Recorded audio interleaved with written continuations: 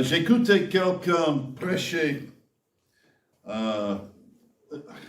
sur l'histoire de Pierre dans l'acte 10, lorsque Pierre a vu une vision d'un drap qui descendait du ciel avec beaucoup d'animaux là-dessus. Et il a entendu une voix dire, « Lève-toi, Pierre, tue ces bêtes et mange-les. » Et sa première réponse fut, « Certainement pas, Seigneur. » Ou plus clairement, « Non, Seigneur. » Cela m'a rappelé que ce n'était pas la première fois que Pierre a dit non. Dans Matthieu 16, nous lisons que Jésus appelle Pierre à le servir dans un ministère apostolique de percée et de construction, ce qui avait l'air formidable, quoi. Mais après cela, après l'appel, et c'est souvent le cas que Jésus nous appelle à faire quelque chose, et après il y a le petit sous-texte, quoi. Après cela, Jésus explique qu'il va souffrir et mourir. Et Pierre dit, « Que Dieu t'en préserve, Seigneur, cela ne t'arrivera jamais. » À ce moment, Jésus dit à Pierre, « Arrière, Satan », ou plus littéralement, ça veut dire en grec, « Toi, derrière moi. Aligne-toi avec moi. Suis-moi. Tu es pour moi un obstacle car tes pensées ne sont pas celles de Dieu, ce sont des pensées très humaines. » Cela m'a également rappelé l'habitude française. Lorsqu'on propose une idée ou une action, la première réponse est souvent de dire « oui, mais ». C'est une manière polie d'accepter ou de sembler accepter, mais de faire ensuite obstacle à la proposition. Cela signifie normalement « oui, mais non ». Les Anglais ont une autre réaction. Ils disent « Ah, c'est une idée intéressante. » Ce qui signifie « c'est stupide et je n'ai pas aucune intention de faire ce que tu proposes. » C'est une rébellion tout comme l'approche française, n'est-ce pas? C'est exactement la même chose. En fait, la vôtre, la réaction de vous est plus directe et plus honnête que la nôtre. Mais c'est l'essence de notre nature humaine et égoïste. Oui, mais.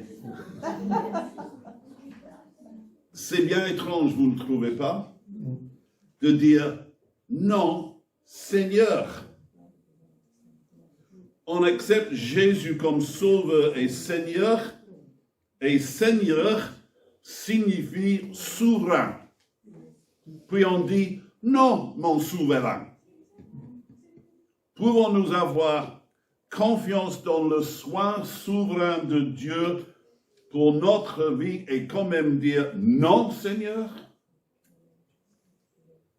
Donc, ce matin, je veux partager sur l'idée de dire oui à Dieu. Alors, c'est très simple ce que je vais dire aujourd'hui. Je veux simplement vous enseigner comment dire oui.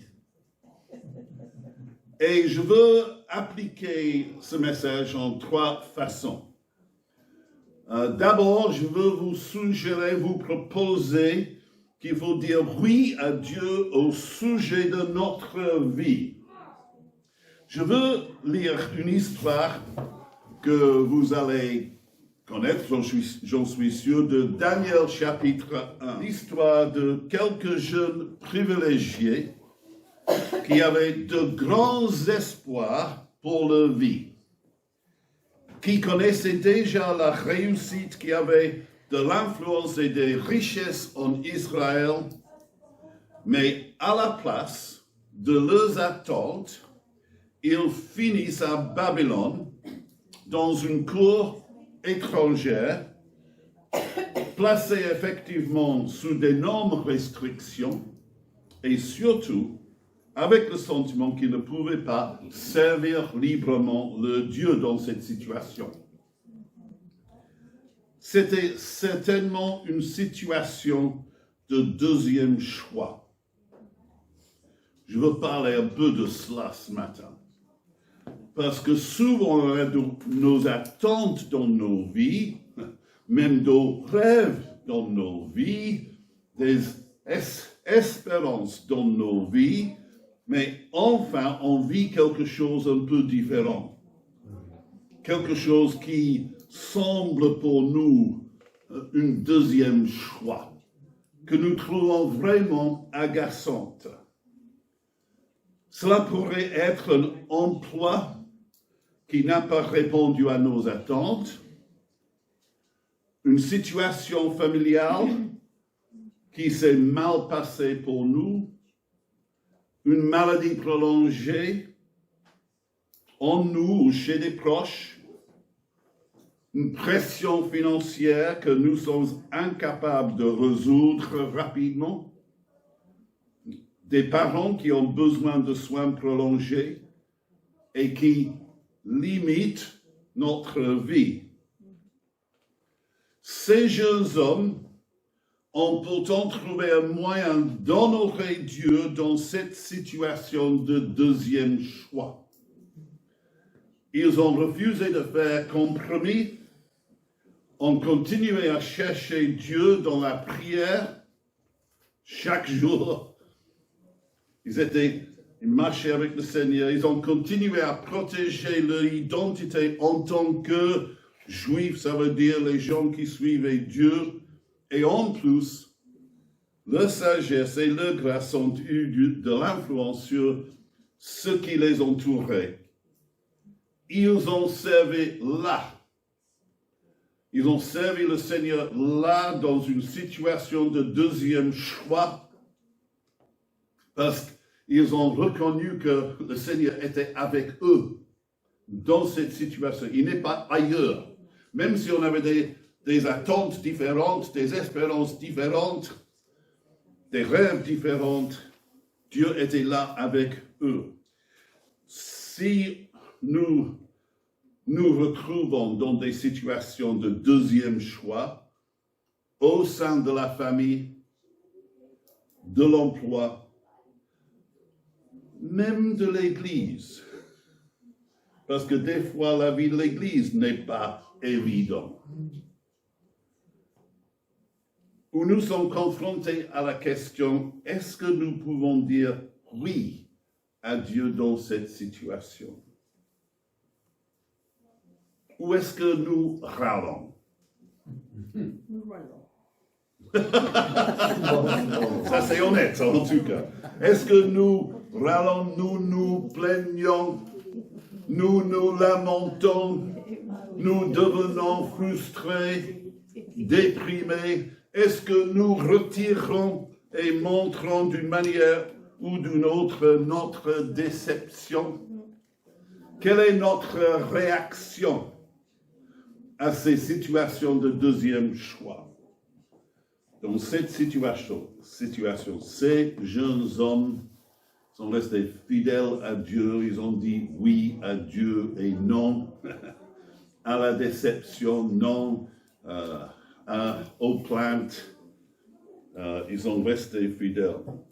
Ces jeunes hommes ont accepté que c'était là qu'ils devaient servir Dieu, influencer ce qu'ils pouvaient et continuer à chercher Dieu dans la prière et l'obéissance.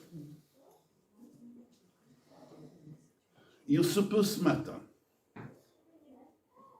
que vous ayez l'impression, même aujourd'hui, d'être dans une situation de deuxième choix. Je veux vous encourager aujourd'hui à le recevoir de Dieu comme une occasion de bénir les autres et leur montrer de la sagesse et d'accepter que c'est là que Dieu vous veut en ce moment. Même si plus tard, vous allez être libéré de cette situation, mais ici, il y a quelque chose qu'on peut apprendre de Dieu. Amen. Et dans cette situation, on dit oui. Oui, Seigneur. Ta grâce est là, ton aide est là, ta présence est là, ta bonté est là, la prière est là. On peut te donner tout dans cette situation. Il y a une grâce fournie par Dieu dans des situations de second choix. Amen. Amen. Et même là, on peut dire oui à Dieu. Deuxième point. Je veux vous encourager de dire oui à Dieu au sujet de changement. Il est vrai que, comme Pierre, l'une des choses que nous n'aimons pas, c'est le changement. Mais Pierre, la chose la plus difficile à changer, c'est nos idées. Notre façon de voir les choses, de penser. Parce qu'on a des perspectives sur la vie qui sont formées pendant des années, et puis voilà quelque chose qui se passe, il faut les changer. Et c'est avec beaucoup de difficultés qu'on les change. Pierre avait des perspectives. En Matthieu 16, dans une conversation avec Jésus, mais c'était clair que Pierre savait bien que les Messies ne meurent pas. Si tu es le Messie, tu ne meurs pas. Tu es le grand roi qui va sauver le monde. Et Jésus arrive, il dit, suis-moi, moi je vais mourir. Ça, c'était inconcevable pour Pierre. Donc, Jésus doit avoir tort. Acte chapitre 10. Je n'ai jamais mangé de viande impure et je ne vais pas commencer maintenant. C'est ça que Pierre dit au Seigneur, qui lui dit, allez, prends-le, mange. Par deux fois, il fallait apporter un changement, un ajustement à ses idées. Et ce sont les idées de Pierre qui ont dû changer. Je tiens à vous dire que c'est souvent nous qui avons besoin de changer. Hello. Nous qui avons besoin de changer par les circonstances et par les autres. Mais nous, on aime bien que tous les autres conforment à notre façon de penser. Mais la vie n'est pas comme ça. Et des fois, il faut que nous changions nos idées. Et cela nous aide, j'espère, de rester humble et enseignable. Parfois, même dans l'Église, nous aimons les choses comme elles sont. Nous aimons la louange que nous connaissons, les rassemblements comme nous en avons l'habitude, et l'enseignement que nous avons toujours eu.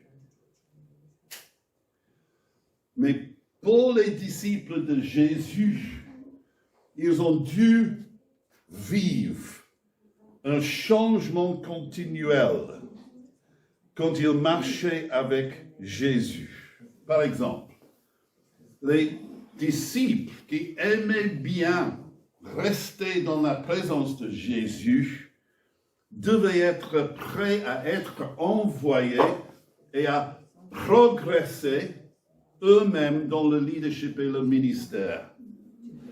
Pas seulement être à l'aise à côté de Jésus dans son équipe. Ils devaient sortir d'ici la présence de Jésus pour être envoyés là-bas. Et ça, c'est notre cas aussi. Nous, on aime les réunions, on aime la présence de Jésus, on aime le confort de l'Église, mais Jésus veut vous envoyer partout dans le monde pour être témoin de lui. Oh, qui aime être témoin? Il y a une, deux. Pour la plupart de nous, c'est un défi. Mais Dieu veut qu'on se change et qu'on devienne aussi capable de témoigner aux autres que chanter les chants de Jésus ici dans l'Église. Amen. Merci. Les disciples devaient être prêts à changer davantage par le baptême du Saint-Esprit. Parce que quand on est baptisé dans le Saint-Esprit, ça change tout.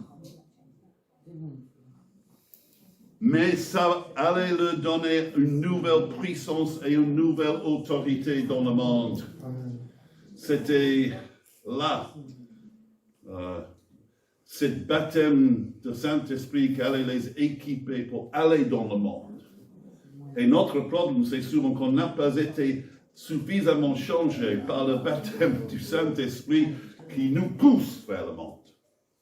Amen. Les disciples devaient être prêts à vivre une nouvelle vie de communauté après la venue du Saint-Esprit et à donner généreusement aux autres. Dieu, c'est un Dieu généreux. Il veut un peuple généreux. Mais on aime bien garder les choses pour nous. Les disciples devaient être prêts à être déplacés à travers les épreuves et la persécution et dire oui à Jésus. Les anciens d'Antioche devaient être prêts à donner leur meilleure personne et à changer leur leadership pour s'adapter au modèle de Dieu. C'est un des changements que nous devons faire face, ne sont pas ce que nous pourrions souhaiter comme premier choix. Je veux simplement nous encourager à voir que quand Dieu veut nous changer, souvent, on rencontre des défis dans nos vies. Ça signale des temps qu'il est temps de changer. On ne se sent pas si confortable là où on est parce que Dieu veut changer un peu nos circonstances. Il veut nous mener ailleurs, dans une voie différente. Il faut être sensible au changement de Dieu et dire « Oui, Seigneur. Oui. » Ok, troisième point.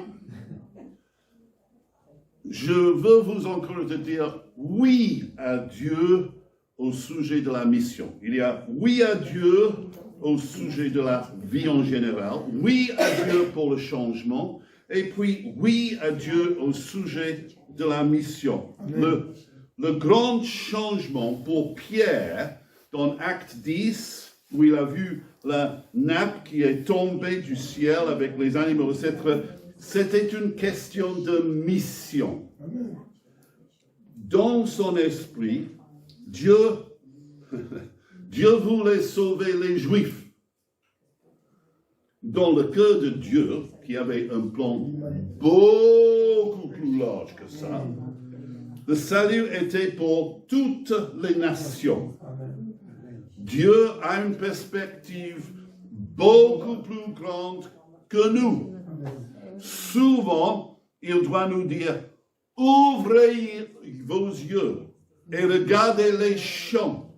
Ils sont prêts à être moissonnés. Ça, c'est parce qu'on est focalisé là sur nos circonstances locales, la vie qu'on aime. Et Dieu dit, il faut ouvrir les yeux, voir plus large, plus grand. Le changement de perspective de Pierre porté sur le cœur de Dieu pour les gens ordinaires de toutes les nations. S'il n'avait pas compris cette nouvelle idée, nous ne serions toujours pas chrétiens. Cela a changé la vie et la mission de Pierre et la vie de la mission de l'Église. Cela a conduit à une augmentation de la prière, une augmentation de puissance, une augmentation de travail pionnier et une augmentation dans les fruits. Quand vous pensez de la vie de l'Église, il ne faut pas penser des gens ici. Mais il faut penser à les gens qui ne sont pas ici. Amen. Et il y en a beaucoup qui ne sont pas ici. Alors ça, c'est notre prière, notre désir. Vous êtes tous sauvés, sauf dans comme les brebis dans le ferme de Jésus, quoi. Vous êtes saufs, mais il y a beaucoup de gens ici qui sont perdus, que Jésus aime et il veut les sauver.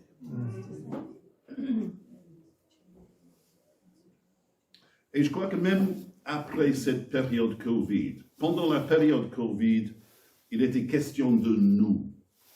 Notre confort, notre encouragement mutuel, nos relations, notre soin pastoral. La prochaine phase, c'est de nous réinvestir dans le monde de Dieu, d'aimer les perdus comme Jésus les aime, de relancer le travail pionnier et de voir Dieu agir dans la vie des non-chrétiens. Et vous et moi, nous avons la puissance et l'onction pour cela. Nous l'avons déjà. L'Esprit du Seigneur, Dieu, est sur nous. Je veux peut-être vous montrer à la fin de cette prédication une autre façon de répondre. C'est en Luc chapitre 5. C'est une histoire, bien sûr, de Jésus avec ses disciples. Pierre, c'était un pêcheur, et il y a un charpentier qui lui dit comment il faut pêcher. Qui aime être instruit par les gens qui ne connaissent rien, quoi, qui ne savent rien de nos vies. Alors, c'est un oui, mais non. Mais en fait, il a regagné un peu son équilibre. Et il a dit, Maître, nous avons travaillé toute la nuit et nous n'avons rien pris. Mais, puisque tu me le demandes, je jetterai les filets. Je veux vous encourager. Même si tu n'aimes pas exactement ce qui se passe, vous vivez quelque chose de deuxième choix. Vous n'aimez pas le changement. Vous n'aimez peut-être même pas témoigner. Allez dans la mission de Jésus. Et on a essayé cela avant, dans la vie passée. On a essayé de parler aux gens, de témoigner aux gens, et on n'a pas beaucoup réussi. Mais, puisque tu me demandes, on dit, oui, maintenant c'est un temps pour un courage frais, nouveau, une audace d'essayer encore des choses avec le Seigneur, de parler aux autres de l'amour de Jésus, de montrer l'amour de Jésus et aller en mission. Vous n'êtes pas ici par hasard, mais par le plan de Dieu et les desseins de Dieu. Amen. Il ne s'agit pas d'une phase où on marque le pas, ou qu'on l'on attend que quelque chose de mieux arrive. Vous êtes ici par le dessein de Dieu.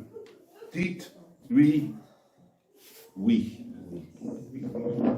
Oui à ses plans, oui à ses desseins, oui à votre vie, oui au changement et oui à la mission. Et que Dieu vous bénisse. Amen.